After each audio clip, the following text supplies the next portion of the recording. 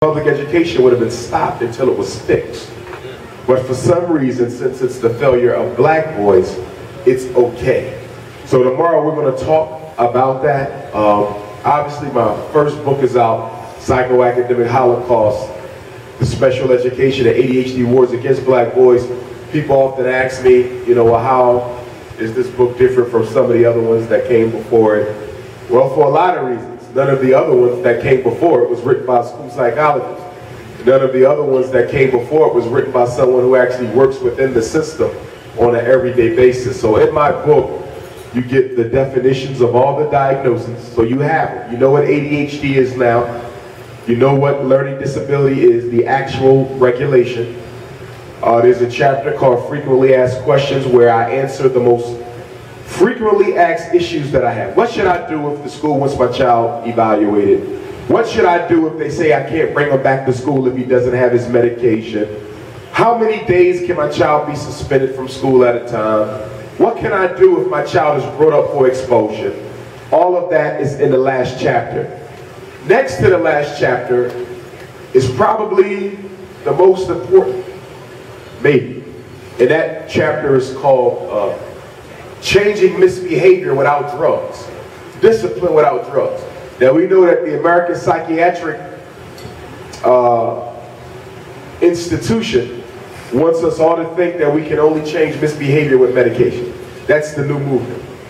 You can't do it yourself. You got to give them Ritalin or Adderall, give them some Cyclerx from Strattera, give them some Zoloft or some Paxil. Don't deal with why he's depressed. We're not going to focus on the cause of the depression.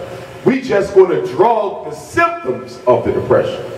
We're not going to focus on the cause of the ADHD. We just going to drug the symptoms of the ADHD. We're not going to focus on why he's angry. We're not going to deal with why he's angry. We're just going to drug the symptoms. Now, who does that make sense to in here?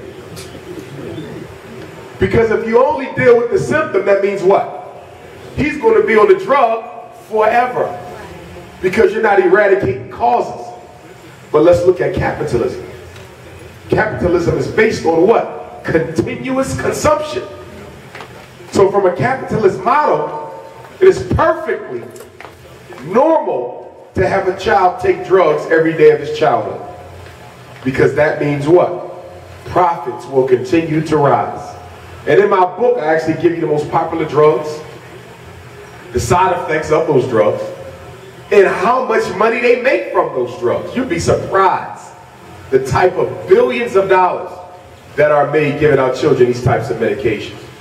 So interesting that the same thing that's sending black men to jail by the millions, drug dealing, is being done in the public schools now to their children, and no one is being arrested for it.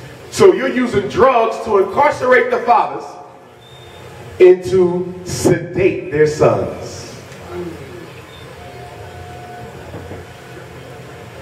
Before I jump into relationships, I want to talk about this. This is very important to me. The color of custody, war against black fatherhood. Working in the schools and working in the prisons and working in the community, I come across a lot of parents who are estranged from their children. Not because they don't want to be in their life, but because the other parent is keeping them out of it. As far as I'm concerned, the deadbeat black father is a myth.